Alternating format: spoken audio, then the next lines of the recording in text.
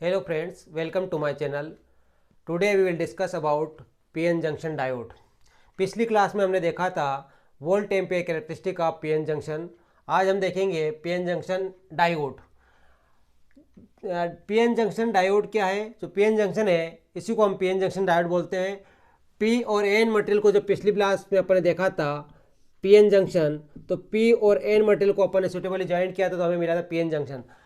तो PN junction is simply called PN diode या semiconductor diode, जिसका सिंबॉलिक रिप्रेजेंटेशन इस टाइप से है। ये P है, ये N है, ये प्लस है, ये माइनस है। जब हम इस PN जंक्शन को या you can say that semiconductor diode को सप्लाई से कनेक्ट करते हैं तो हम देखते हैं कि क्या कंडीशन आकर होती है। जब हम इस टाइप से एक PN सेमीकंडक्टर डायोड और एक लोड रेजिस्टेंस और सप्लाई कनेक्ट किया है सीरीज में, तो जैसे ही हम एसी सप्लाई अप्लाई करते हैं डायोड को, तो जब आपका पॉजिटिव हाफ साइकिल डायोड के इनपुट में आता है तब डायोड जो है वो फॉरवर्ड बायस में जुड़ जाता है। क्यों फॉरवर्ड बायस में? क्योंकि ये प्लस है और यहाँ P जो है वो प्लस से P जब जोड़ते हैं हम डायोड को तो फॉरवर्ड बायस कहलाता है। उस कंडीशन में डायोड कंडक्ट करेगा और हमें आउटपुट में V0 जो है वो इस टाइप से पॉजिटिव हाफ साइकिल मिलेगा पूरी। जैसे ही रिवर्स जैसे आपका इनपुट जो है, इनपुट सिग्नल का नेगेटिव हाफ साइकिल आती है यहाँ पे, तब क्या होगा? नेगेटिव का P से कनेक्ट होना मतलब क्या हो गया? Reverse bias. और रिवर्स बायस कंडीशन में हम जानते हैं कि डायोड जो है वो रिवर्स बायस की कंडीशन में कंडक्ट नहीं करता है। तो यहाँ पे उस टाइम पे डायोड से आउटपुट क्या मिलेगा? हमें 0। वापस नेक्स्ट जो हाफ साइकिल आएगी प्लस पॉजिटिव वाली, तब फिर डायोड कंडक्ट करेगा और हमें वापस से आउटपुट मिलेगा। ये आपकी आउटपुट वेवफॉर्म है जब हमने सेमीकंडक्टर डायोड को किसी एसी सप्लाई से जोड़ा हो उस समय में। अब हम बात करते हैं कुछ टर्मिनोलॉजी की, जिसमें forward resistance, reverse resistance, forward current, reverse current, peak inverse voltage और इक्विवेलेंट सर्किट ऑफ डायोड, ये हम वन बाय वन डिस्कस करेंगे। फॉरवर्ड रेजिस्टेंस क्या है?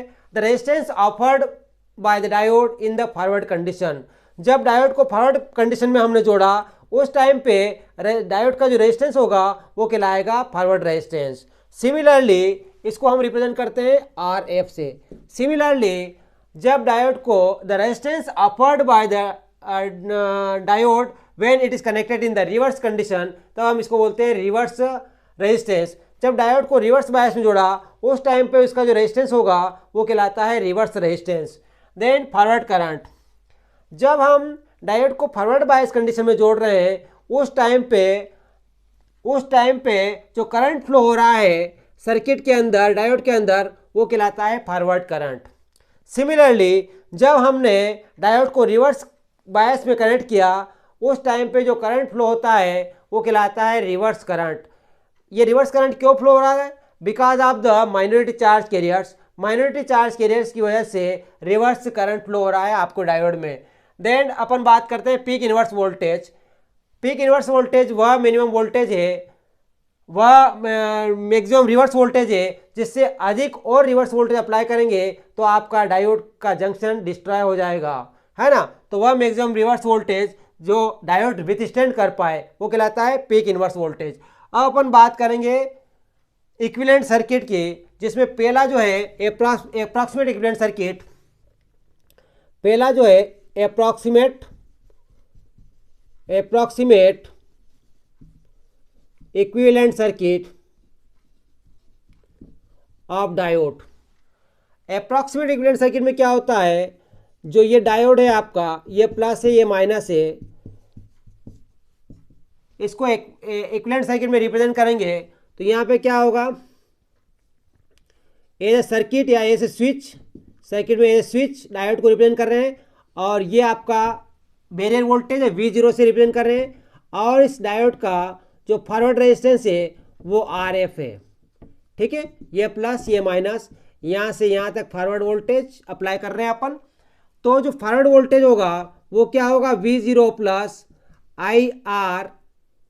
IF into RF। IF और RF क्या है? फॉरवर्ड रेजिस्टेंस है, उसके अक्रॉस जो ड्रॉप है वो IF और RF है। और V0 क्या है? V0 जो है वो पोटेंशियल बैरियर है डायोड का।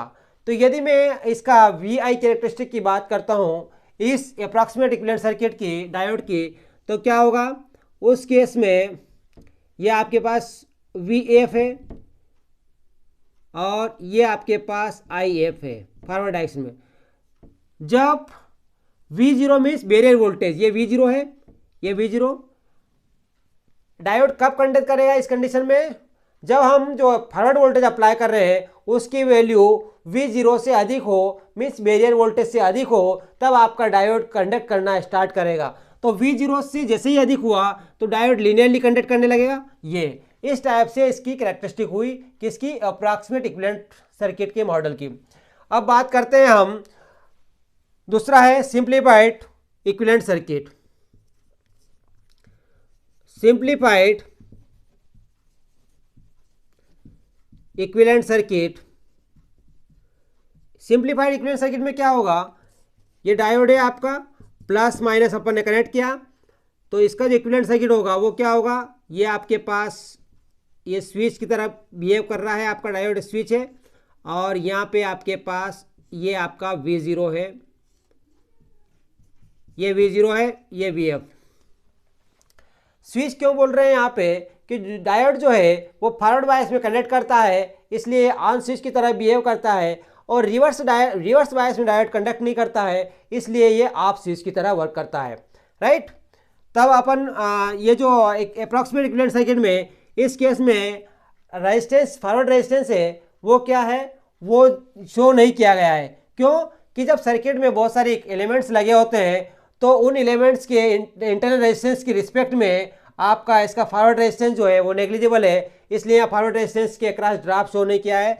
तो इस केस में जो V और I मीन्स फॉरवर्ड वोल्टेज और फॉरवर्ड करंट के बीच का जो ग्राफ है, कैरेक्टरिस्टिक है, वो इस टाइप से आएगा। ये V0 है मीन्स बैरियर वोल्टेज है, और इससे जैसे ही बैरियर वोल्टेज से अधिक अपन अप्लाई करेंगे तुरंत करंट सडनली राइज हो जाएगा। लास्ट जो मॉडल है वो आइडियल डायोड मॉडल है।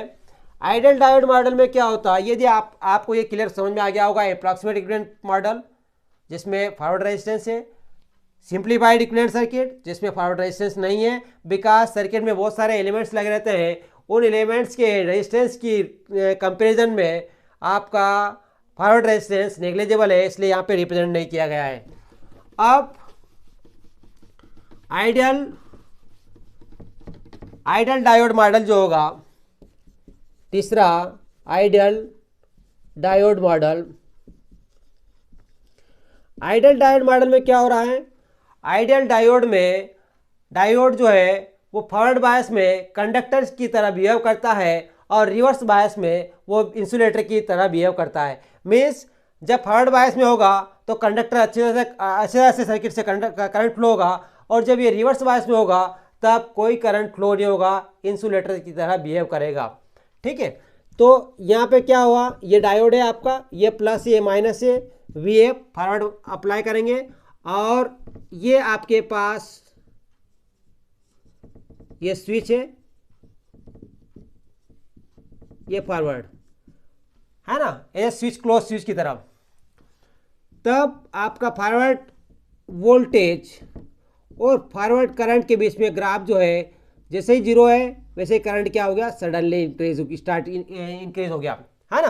करंट जीरो पे, क्यों, क्योंकि इसमें ना तो बैरियर वोल्टेज है, बैरियर वोल्टेज नहीं है, ये सिंपली कंडक्टर की तरह बिहेव कर रहा है ना, और ना इसका इंटरनल रेजिस्टेंस है, इसलिए जीरो पे ही करंट सडनली, करंट जो है वो आपको दिख रहा होगा यहाँ पे करंट ऐसा,